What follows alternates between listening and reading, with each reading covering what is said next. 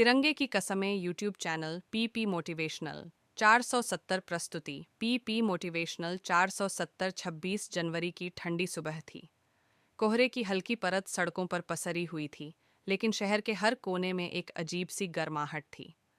आज गणतंत्र दिवस था, वह दिन जब भारत ने खुद को एक संप्रभु लोकतांत्रिक गणराज्य के रूप में स्वीकार किया। स्कूलों में झंडारोहण की तैयारियां चल रही थीं, गली मोहल्लों में तिरंगे लहरा रहे थे और रेडियो पर देशभक्ति के गीत गूंज रहे थे। इसी शहर के एक साधारण से मोहल्ले में रहता था अर्जुन। अर्जुन कोई बड़ा नेता नहीं था, न ही किसी अमीर परिवार से आता था। वह एक साधारण परिवार का बेटा था। पिता दर्जी का काम करते थे और माँ घर घर सिलाई। अर्जुन की आंखों में सपने थे, लेकिन हालात अक्सर उन सपनों के रास्ते में दीवार बन जाते थे। अर्जुन को बचपन से देश से प्रेम था। जब भी स्कूल में राष्ट्रीय गीत गाए जाते, उसकी आवाज़ सबसे ऊंची होती। पर जैसे जैसे वह बड़ा हुआ, जिम्मेदारियां बढ़ती गईं। 12वीं के बाद पढ़ाई छोड़कर उसे काम करना पड़ा। सपने धुंधले पड़ने लगे। कई बार उसे लगता, मेरे जैसे साधारण इंसान से देश के लिए क्या ही हो पाएगा। इस बार 26 जनवरी पर अर्जुन के स्कूल ने उसे झंडारोहण समारोह में आमंत्रित किया था। पुराने दोस्त, शिक्षक सब मिलेंगे, लेकिन अर्जुन का मन भारी था। नौकरी की अनिश्चितता, घर की ज़रूरतें, इन सब ने उसके भीतर के जोश को दबा दिया था। सुबह सुबह वह स्कूल पहुंचा। मैदान में बच्चे कतारबद्ध खड़े थे। मंच पर तिरंगा रखा था। जैसे ही झंडा फहराया गया और राष्ट्रगान शुरू हुआ, अर्जुन की आंखों के सामने उसका बचपन घूम गया। वह बच्चा जो बड़े सपने देखता था, जो सोचता था कि वह देश के लिए कुछ करेगा।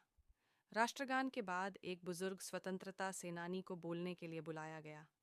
उनकी आवाज़ में उम्र का भार था, लेकिन शब्दों में आग। उन्होंने कहा, आज़ादी सिर्फ अंग्रेज़ों से मिली नहीं थी, उसे रोज़ निभाना पड़ता है। संविधान हमें अधिकार देता है, लेकिन उससे पहले कर्तव्य सिखाता है। ये शब्द अर्जुन के दिल में उतर गए। बुजुर्ग ने आगे कहा, देश सिर्फ सीमा पर खड़े सैनिकों से नहीं बनता, वह शिक्षक से, मजदूर से, किसान से और हर उस इंसान से बनता है जो ईमानदारी से अपना काम करता है। अर्जुन को लगा जैसे किसी ने उसके भीतर सोई चेतना को जगा दिया हो। उसे समझ आया कि देश सेवा सिर्फ बड़े मंचों पर भाषण देने से नहीं होती, बल्कि रोजमर्रा के छोटे छोटे कर्मों से होती है। समारोह के बाद अर्जुन अपने पुराने शिक्षक से मिला। शिक्षक ने मुस्कुराकर पूछा, अब क्या कर रहे हो? अर्जुन ने संकोच से कहा, जो मिल जाता है वही। सपने तो थे, पर हालात। शिक्षक ने उसकी बात काटते हुए कहा, हालात हमेशा रहेंगे, पर सपने छोड़ दोगे तो हालात जीत जाएंगे। उस दिन अर्जुन घर लौटा तो उसने एक फैसला किया।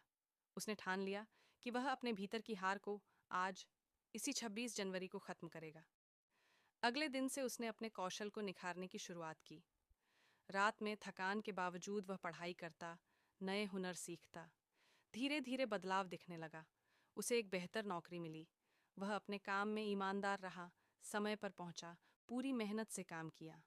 उसके छोटे छोटे प्रयासों का असर उसके आसपास के लोगों पर भी पड़ा। 1 साल बाद फिर 26 जनवरी आई। इस बार अर्जुन को उसी स्कूल में मुख्य अतिथि के रूप में बुलाया गया। इसलिए नहीं कि वह कोई बड़ा अधिकारी बन गया था, बल्कि इसलिए कि उसने युवाओं के लिए एक उदाहरण पेश किया था। मंच पर खड़े होकर उसने कहा, देश को बदलने के लिए हमें खुद से शुरुआत करनी होगी। जब हम खुद मजबूत बनेंगे, तभी भारत मजबूत बनेगा। तिरंगा फिर लहराया, राष्ट्रगान फिर गूंजा। अर्जुन की आंखों में आंसू थे, लेकिन ये आंसू हार के नहीं, गर्व के थे।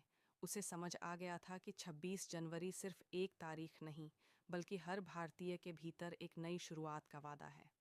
संदेश: गणतंत्र दिवस हमें याद दिलाता है कि अधिकारों के साथ कर्तव्य भी आते हैं। अगर हर इंसान ईमानदारी, मेहनत और आत्मविश्वास के साथ अपना काम करे, तो देश अपने आप आगे बढ़ेगा। 26 जनवरी हमें यह सिखाती है कि हालात चाहे जैसे हों, हार मानना विकल्प नहीं है, क्योंकि हम एक स्वतंत्र, मजबूत और जिम्मेदार गणराज्य के नागरिक हैं। PP motivational 470। यूट्यूब सोच बदलेगी, तभी देश बदलेगा।